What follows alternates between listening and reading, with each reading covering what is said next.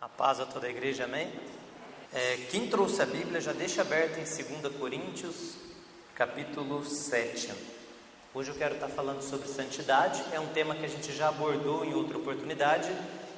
Eu vou trazer uma perspectiva um pouco diferente e eu peço a Deus que através da mensagem de hoje você possa ter a sua vida espiritual, familiar, conjugal, principalmente a vida espiritual, completamente renovada na presença de Deus. Para quem já está bem, que melhore, e para quem está com dificuldade, que saia da dificuldade, Deus traga luz, discernimento, sabedoria e compreensão para as decisões que a gente precisa tomar. As nossas decisões, elas definem quem a gente se torna. Até o pastor estava me lembrando disso agora há pouco, antes de eu pegar o microfone. Nós somos frutos daquilo que decidimos. Você escolheu estar aqui hoje, eu escolhi pregar, eu escolhi obedecer. E a Bíblia diz: se quiserdes e obedecerdes, em Isaías capítulo 1, comereis o bem desta terra. E é isso que eu quero, obedecer os mandamentos do Senhor. Um exemplo disso é o Salmo 119. Se você uma hora pegar para ler o Salmo 119 e for prestar atenção, você vai perceber que inúmeras vezes Davi diz: Senhor, me ensina os teus mandamentos, me ensina os teus estatutos, me ensina a fazer a tua vontade, ensina-me a tua lei, na tua palavra meditarei. E isso de forma repetida. Isso tudo por quê? Porque se nós não soubermos como obedecer a Deus, nada adianta tentar obedecer, não é verdade? Imagina teu filho vai lá, faz tudo errado, você fala para ele, prepara aquele bolo ali, mas ele não te pergunta como. Aí ele vai lá, faz tudo errado, monta tudo errado, chega e fala, pai, eu te obedeci. Você fala, não filho, mas eu não falei para fazer assim. Achando que estava obedecendo, mas fazendo da forma errada, vai produzir resultados danosos. Então não adianta a gente ter boas intenções. A gente tem que fazer da forma correta, amém? O tema de santidade é justamente relacionado a isso. Como nós conseguimos tomar a decisão correta na nossa intimidade com Deus. E esse tema ele responde muito do vazio que muitas vezes eu e você podemos sentir no nosso dia a dia. Esse tema ele responde muito do porquê muitas vezes você não consegue sentir a presença de Deus, ou aquela vontade maior de estar na presença dEle, compreender os ensinamentos dEle para a salvação, como até mesmo trazer alguém da sua família para os caminhos do Senhor, fazer com que alguém veja a realidade da vida espiritual e se converta ao Senhor. É nesse tema que nós vamos nos debruçar hoje, de forma breve, eu prometo que vai ser breve, mas que vai te ajudar a responder muito, amém? 2 Coríntios capítulo 7, versículo 1. Na verdade, depende muito da Bíblia que você está usando. Você vai perceber, não sei se a sua Bíblia aí tem títulos, que esse capítulo 7 em algumas traduções não tem título. E ele não tem título porque na verdade esse capítulo, vamos dizer assim, ele foi dividido de uma forma não muito legal. Isso não afeta em nada na autoridade do texto bíblico, mas o ideal seria se o capítulo 7 começasse no versículo 11 do capítulo 6. Porque ele é uma continuação, o que não impede a gente de ler a Bíblia e compreender do mesmo modo. Até esse é um detalhe importante, porque quando você for ler a Bíblia, lembra que o apóstolo Paulo, os escritores, o Antigo Testamento, os livros de Mateus, Marcos, Lucas, João, eles não foram escritos divididos em capítulos.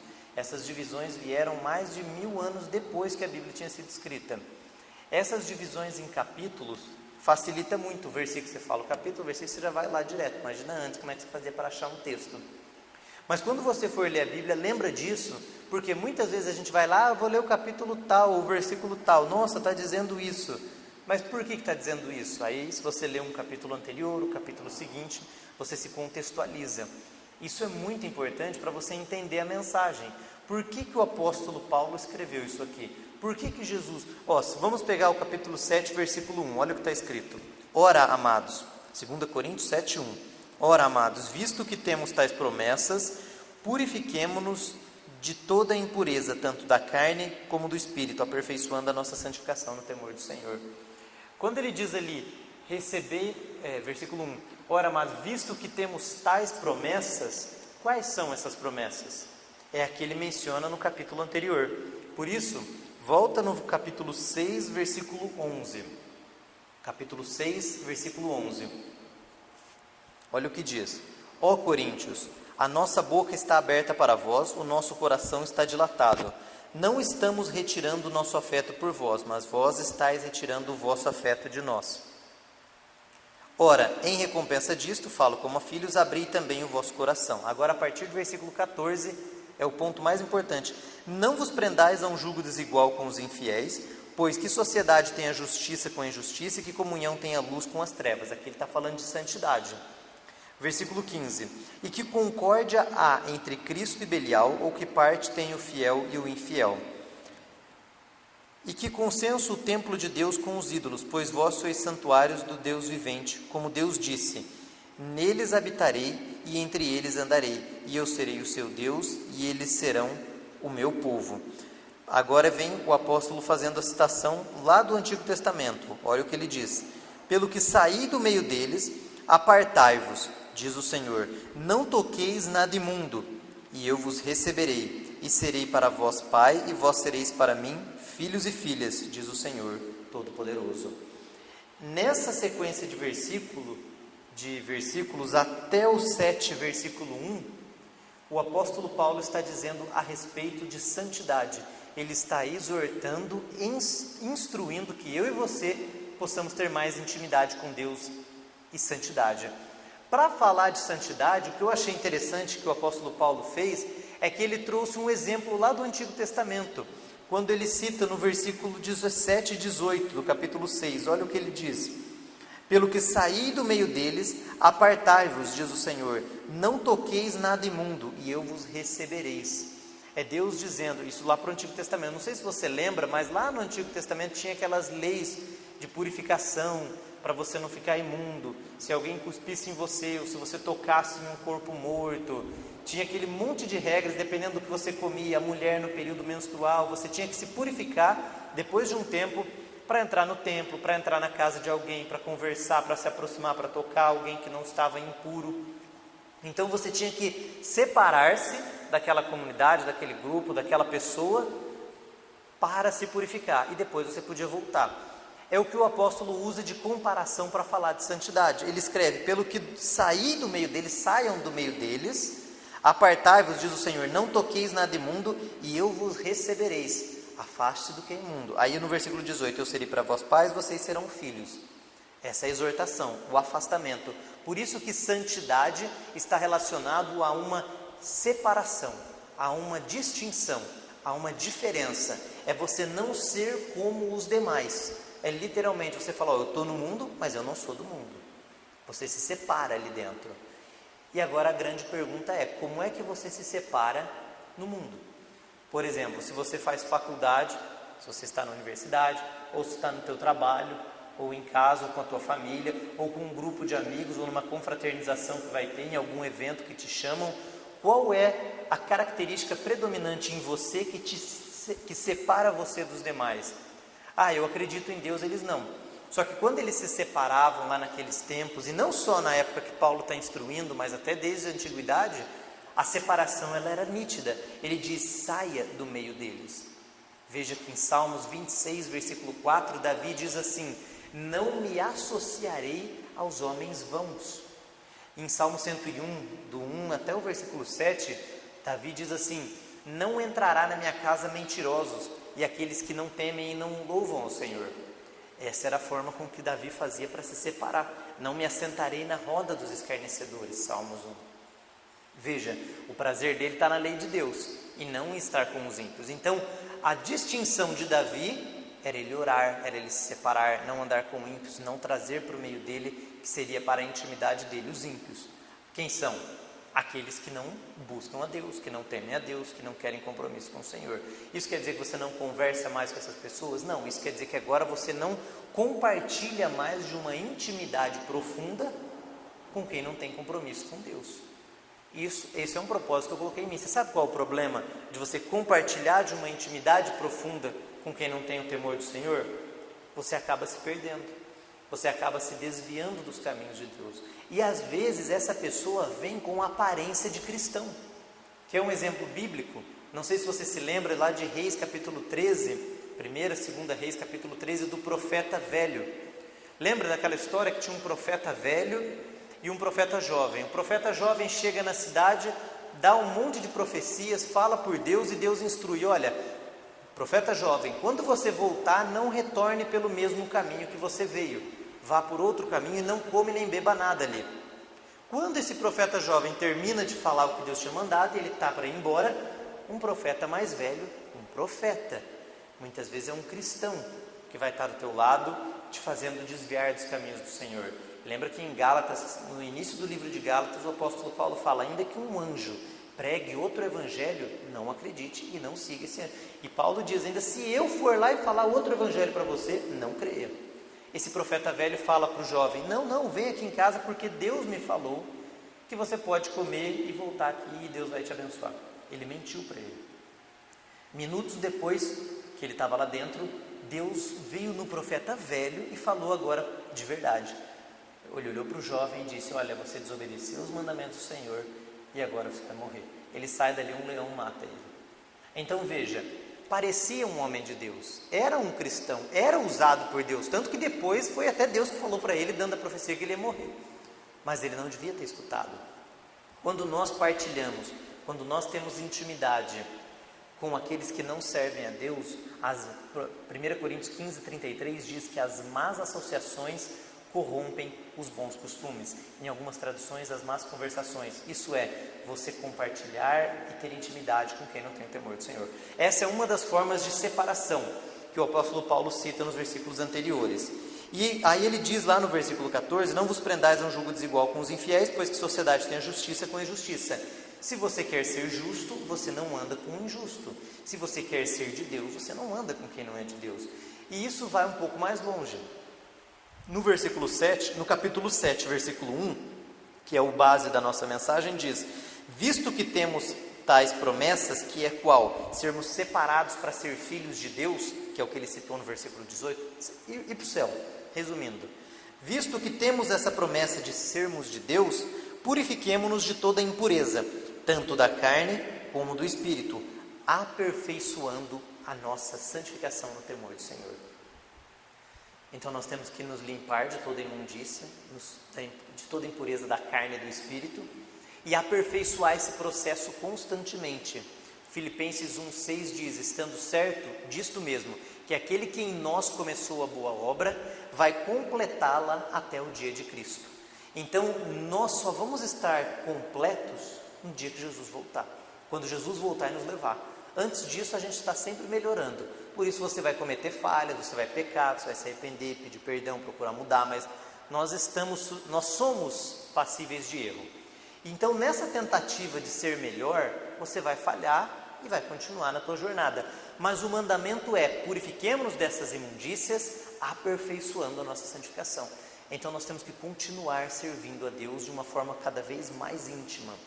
E aí eu te pergunto, qual é a característica em mim e em você que faz com que as pessoas olhem e falam, não, esse aí é separado, esse aí é santificado. Vocês lembram como é que Sansão foi separado por Deus? A mãe dele, o que ela fez?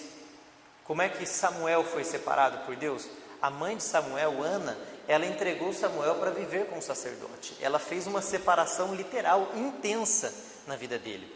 Sansão se tornou um nazireu, ele fez um voto com Deus e ele não cortava o cabelo. Aquele voto distinguia ele dos demais e Deus deu uma força diferenciada para ele. João Batista tinha um chamado diferente, ele vivia no deserto, não tomava vinho, separado para Deus de uma forma totalmente diferente dos demais, então ele tinha uma vida de santidade. Jesus, apesar de não ter o mesmo ministério de João Batista, ele era separado dentro do ministério dele, e todos que viam ele, sabiam que ele era de Deus. Agora, o problema, pastor, é que muitos cristãos hoje não querem que sejam percebidos que são servos de Deus.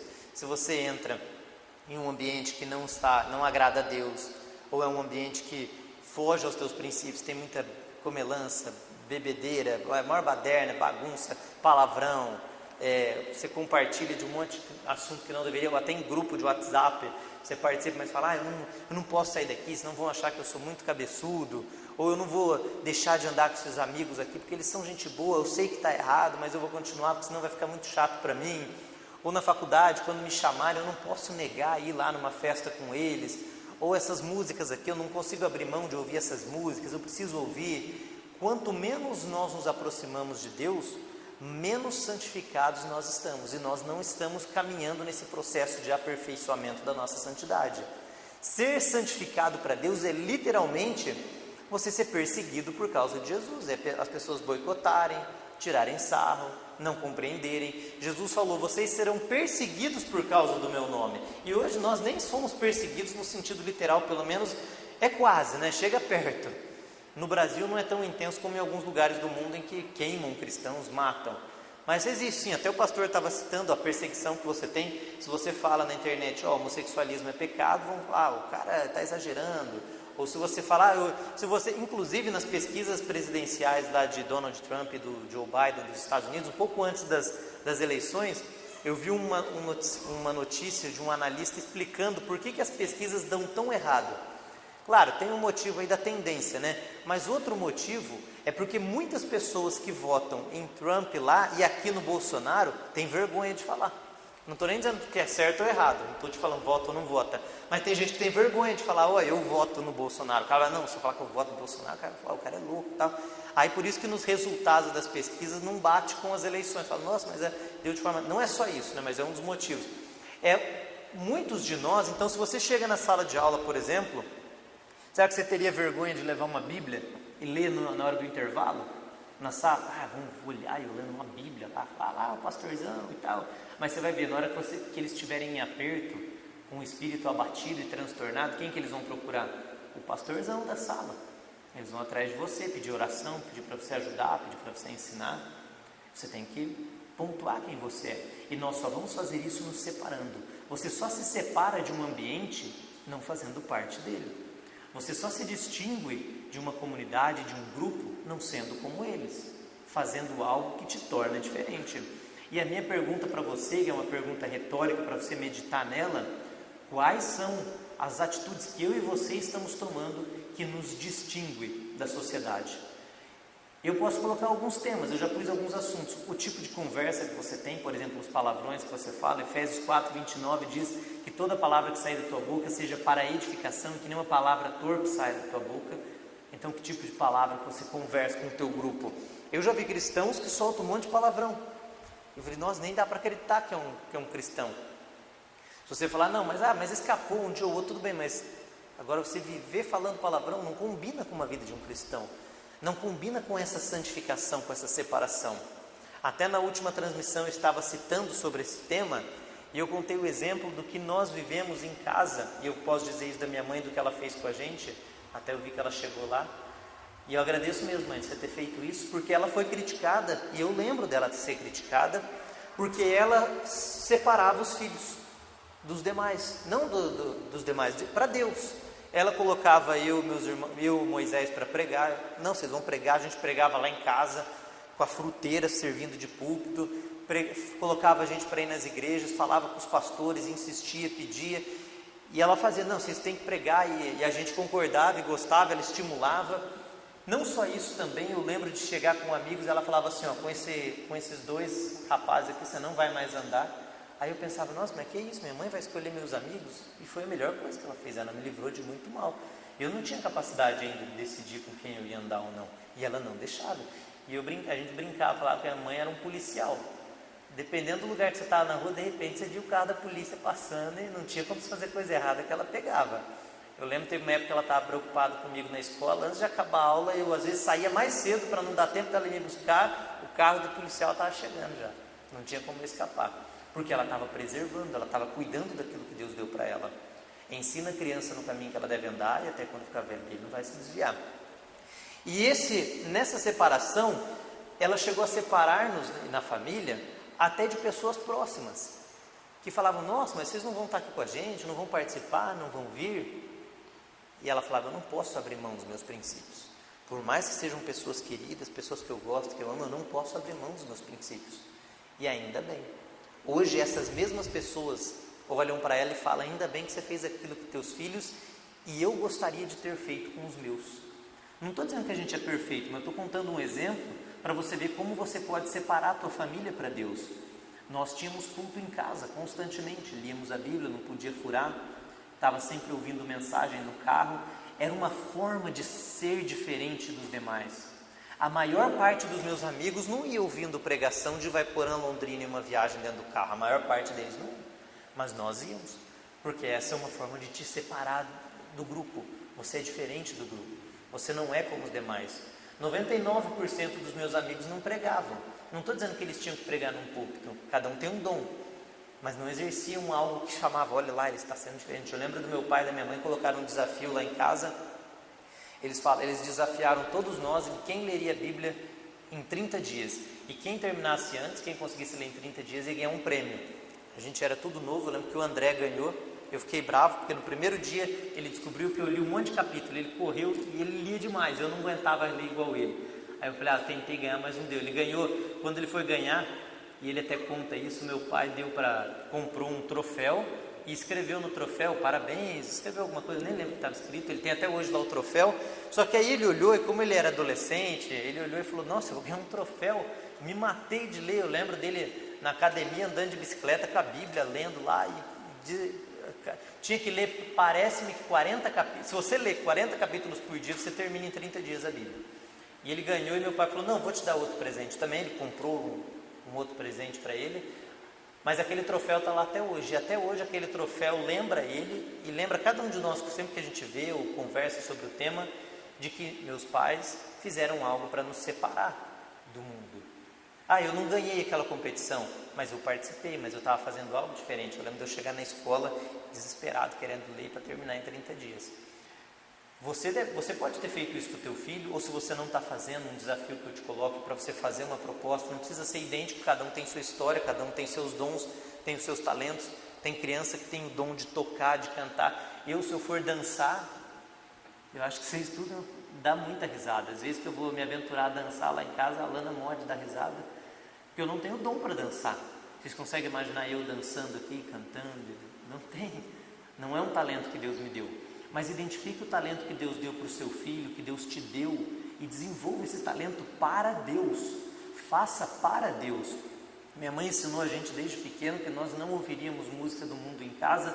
É uma expressão simples de dizer, daria para a gente tecnicamente tentar definir melhor o que é música do mundo, porque qualquer música é do mundo, mesmo uma para Deus. Mas você entendeu bem o que eu estou dizendo, e nós nos separamos, falando, não, nós vamos fazer diferente, vamos nos santificar para Deus. E agora eu tenho uma notícia.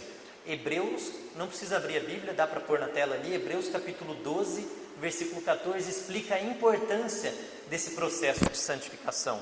Olha o que diz o texto, Hebreus capítulo 12, 14, segui a paz com todos e a santificação, sem a qual ninguém verá o Senhor. Então, se eu e você não buscarmos nos santificar para Deus, o que é isso? Ser diferente do mundo, fazer as coisas que nos aproximam mais de Deus, nós não vamos ver a Deus. Sem a santificação, ninguém verá o Senhor. Coloca em 1 João capítulo 2, versículo 15. 1 João capítulo 2, versículo 15. Olha o que está relacionado ao tema de santificação. Não ameis o mundo, nem o que há no mundo. Se alguém ama o mundo, o amor do Pai não está nele. 16. Versículo 16. Porque tudo o que há no mundo, a concupiscência da carne, a concupiscência dos olhos, a soberba da vida, não vem do Pai, mas sim do mundo. Não ameis o mundo e nem aquilo que há no mundo. O que é que há no mundo? Tudo que você vê aí fora. E aí você começa a lista. Você mesmo pode fazer uma lista para você. Quem sou eu aqui para sair apontando, você tem que parar com isso, fazer isso, você tem que fazer aquilo. O chamado de Paulo era diferente do de Pedro, que era diferente de Tiago, que era diferente do próprio Jesus Cristo. Mas cada um deles sempre caminhando em prol da santificação. Abra sua Bíblia em Filipenses 1,6. Eu nem vi quem colocou água aqui. Eu nem vi, acho que veio a hora que eu estava virado, que eu não percebi. Muito obrigado, eu tinha procurado no começo. Filipenses 1,6. Filipenses. Ou eu vi, agradeci e não percebi. Às vezes acontece isso.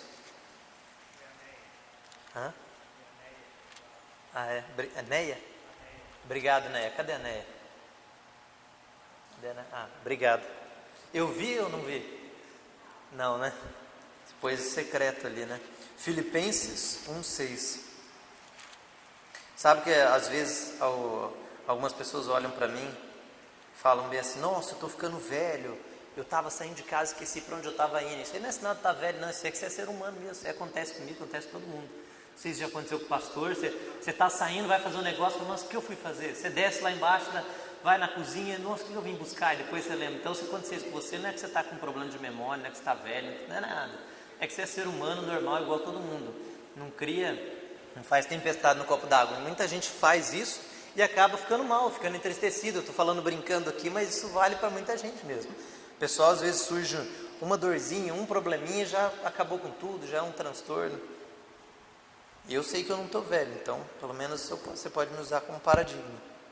Filipenses 1,6: Tendo por certo isto mesmo, que aquele que em vós começou a boa obra, a aperfeiçoará até o dia de Cristo. Deixa aqui o texto. Quem é que começou em nós a boa obra? Esse começar a boa obra em nós foi no dia que você recebeu Jesus como teu Salvador, creu que a salvação vem dele, que de acordo com Efésios capítulo 2, 8 a 10, a salvação é pela fé e não pelas obras, é dom de Deus e é dado gratuitamente, não pelas obras para que ninguém se glorie, Efésios 2, 8 a 10. Nesse momento em que você reconheceu Jesus como teu Salvador, confessou, creu no teu coração, confessou com a sua boca, Romanos 10, 9, nesse instante você foi justificado. Quando você foi justificado, você foi reconhecido como se você fosse um homem justo, uma mulher justa, perfeito, de forma 100% perfeito. Perceba, apesar de ter pecado, você foi tido como justo. O que é? Justificado. E por quê? Como é que pode isso? Porque Jesus morreu na cruz. Então foi dado a você um crédito que você não tem. Você foi reconhecido como justo. Isso chama-se justificação por imputação.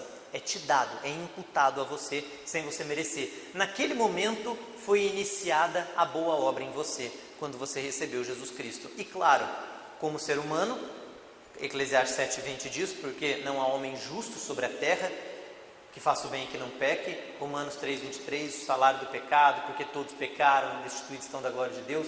Nós aprendemos que nós pecamos, falhamos, então não tem jeito, vamos fracassar. Então, Jesus, que começou a boa obra em nós, morrendo na cruz, nos permitindo ser justificado por imputação, como eu acabei de dizer, Ele vai aperfeiçoando essa obra em nós, até o dia que Ele retorna.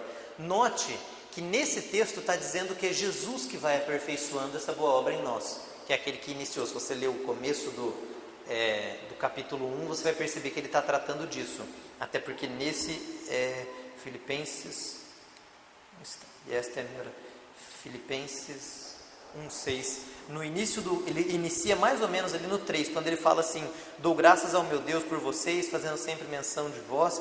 Aí no 6 ele já começa trazendo essa mensagem. Se você continua até o versículo 11, é o mesmo bloco do assunto, que a gente chama de períscope. De toda forma, Jesus Cristo morreu, iniciou a boa obra na sua vida, te salvou, e essa obra Ele continua aperfeiçoando conforme você anda com Ele. Mas note que aqui diz que é Ele que aperfeiçoa. E lá onde nós lemos em 2 Coríntios 7,1 diz, purifiquemo-nos de toda imundícia da carne e do espírito, aperfeiçoando a nossa santificação no temor do Senhor. Lá está dizendo para eu e você aperfeiçoar. E aqui diz que Ele continua em nós a boa obra. Por isso é um conjunto. Quando você recebe Jesus e você começa a obedecer a Ele, Ele vai te auxiliando e aperfeiçoando a boa obra em você. Mas se não houver uma iniciativa tua, uma decisão da tua vontade de obedecer, você não desfrutará o bem e o melhor dessa terra. Então nós precisamos decidir, eu vou parar de ouvir esse tipo de música, eu vou parar de andar com esse tipo de pessoa, eu vou parar de conversar com esse tipo de gente, eu vou parar de tomar bebida alcoólica, eu vou parar de me prostituir, eu vou parar com a vida de homossexualismo, eu vou parar com o adultério, eu vou parar de trair minha esposa, eu vou parar de viver essa esbórnia. Eu decido me aproximar mais de Deus, eu vou começar a ler mais a Bíblia, eu quero aprender mais de Deus, eu vou mais nos cultos, eu vou montar um estudo em casa, eu vou cantar para Deus, eu vou tocar para Deus, eu sou bom para pregar, vou pregar para Deus, eu vou ensinar as pessoas algo que eu gosto, eu vou desenvolver um material, eu vou ensinar crianças sobre Deus. Seja lá o trabalho, o ministério que Deus te deu, é você começar agora a se separar. Vou fazer os mesmos com os meus filhos. Quando é criança, e agora que a gente tem a Débora, que está participando do culto, estou feliz dela estar quieta, né? O meu cunhado está mantendo ela calma, mas que ela não ia chorar. Por enquanto ela ainda está perdoada, né? Ela é pequena, ainda não dá para eu brigar com ela se ela fizer bagunça na igreja. Mas desde pequenininho assim, você que tem filhos sabe As crianças, elas gostam de assistir desenho e as coisas. E eu coloquei no coração, eu e a Lana concordamos, nós não vamos colocar desenho, joguinho, nada que não seja que volte-se para Deus. Então as musiquinhas de criança, não sei se você viu, até cuidado com isso, mas tem uns no YouTube, uns desenhos de criança, que você tem lá, vídeos que duram 8 horas, que a criança fica assistindo um monte, e lá na 1h30 e pouquinho tem umas figurinhas estranhas, umas coisas meio diabólicas, eu não sei se alguém já viu isso, já viram, né? E aparecem umas coisas absurdas, porque os pais não estão assistindo, a criança fica ali, e quando você menos está percebendo, uma mensagem subliminar está destruindo o teu filho, ensinando um caminho errado. Depende da idade do teu filho, isso pode ser mais prejudicial ainda. Então uma forma de separar, que nós escolhemos, por exemplo, mesmo a Débora sendo bem pequenininha, ela até olhou assustada ali, é colocar somente músicas ou esses desenhos animados que fica repetindo um monte para Deus. É historinhas de Deus. Ao invés dela ficar aprendendo historinha escolinha de adolescente, como é que é o mundo, não, ela vai ficar aprendendo como é que era Elias, Moisés, Sansão. Minha mãe fez isso com a gente, com aqueles chamados Superbook, eu não sei se alguém já ouviu falar, é uns desenhos que tem hoje, tem a versão atual, e eles contam todas as histórias ali da Bíblia, com ilustração de desenho animado para criança. Muitas das histórias bíblicas que eu cito durante os cultos, por exemplo, eu lembro lá de Elias, orando no Monte Carmelo, eu consigo ver aquele desenho que eu assistia quando eu tinha 7, 8, 9 anos de idade em casa. Eu lembro dos bonequinhos, até da cara do Elias, como é que ele era. Lembro que Eliseu era careca também, até porque as crianças gritavam para ele, olha lá o careca, e Deus manda lá o urso que mata aquelas crianças. Eu lembro até da careca do Eliseu lá no desenho. Então isso fixa. Quando você coloca algo para edificar, você grava aquilo, quando é para destruir também. Então nós somos frutos daquilo ao que nos expomos. O que a gente vê determina o que a gente sente, e o que a gente sente determina o que a gente faz. Um exemplo bom disso, você está fazendo uma dieta, um regime, você vê um bolo, você acaba de sentir agora vontade de comer aquele bolo, e a hora que você vê, você está lá comendo o bolo, porque você colocou um bolo na sala e você acabou se expondo àquilo. Então é importantíssimo que você se policie com as pessoas com quem você anda, com o que você vê, e isso é mais de uma forma negativa, é mais omissiva, você não precisa tanto agir de forma tão intensa, é mais, ao invés de você pensar assim, não é tão, é menos intenso do que a atividade. Quando você tem de parar de fazer algo é uma coisa, quando você tem que fazer algo novo é diferente. Por exemplo, eu vou parar de ouvir essas músicas, ponto, é uma decisão omissiva, você para, você suspende, você interrompe. Agora, além desse tipo de decisão, parar de andar com fulano, parar de fazer isso, parar de falar aquilo, parar de ir nesse lugar, parar disso, agora eu vou começar a tomar novas decisões. Eu vou fazer uma viagem para aprender, para ouvir uma palestra. É diferente ouvir no YouTube do que ouvir pessoalmente. Imagina, você organizar uma viagem, montar as malas, levar os filhos, entrar num ônibus, no avião, no carro e falar, nossa, eu estou indo lá para outro estado para ouvir um pregador ou uma palestra cristã falando sobre casamento. Mas ela vai ser transmitida ao vivo, eu posso assistir no YouTube.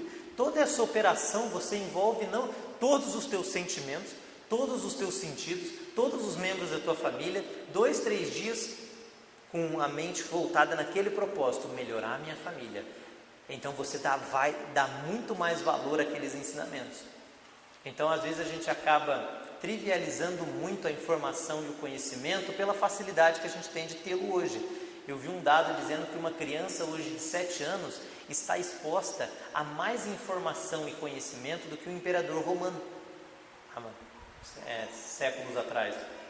Então nós temos que pensar, eu vou tomar novas decisões para Deus, sair deste lugar, ir para lá, começar a tocar, cantar, orar e todos esses exemplos que eu te dei.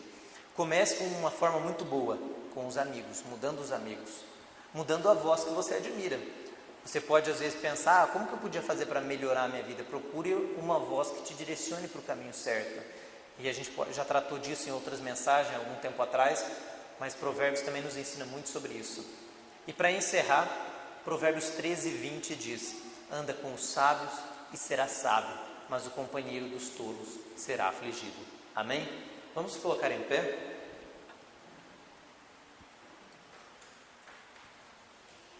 Santidade, sem santidade, Hebreus 12:14, você não vê a Deus. Grava esse texto. Você fala assim: Paulo, resume tudo essa mensagem que eu não entendi nada, eu cheguei depois, ou eu quero um resumão aí para ficar mais fácil. Hebreus 12:14, sem santidade você não vai para o céu, você não vê a Deus. 2 Coríntios 7:1, você precisa estar se purificando cada dia mais, se afastando do mundo e daquilo que te faz semelhante ao mundo, para se aproximar de Deus. E esse processo vai continuar até o dia que Jesus voltar. Filipenses 1:6, lembrando que Jesus vai te auxiliar nessa jornada. Amém? Santidade é ser diferente, é ser separado. Senhor, estamos aqui agora nesta noite. Eu agradeço ao Senhor por cada uma das famílias aqui representadas, por aqueles que estão ouvindo essa mensagem com o coração sincero, querendo buscar aprender mais do Senhor. Que o que eu falei, que está na Tua Palavra, que o Senhor toque e que seja uma mensagem que transforme, que renove, que traga graça e que traga sabedoria para cada um dos que aqui estão. Para aqueles que não puderam, Senhor, nos ajude a ensinarmos, nos ajude a ajudarmos as pessoas, mostra-nos o caminho reto e direito, ensina-nos a fazer a Tua vontade e guia-nos o Teu Espírito por terras planas, em nome de Jesus. Amém.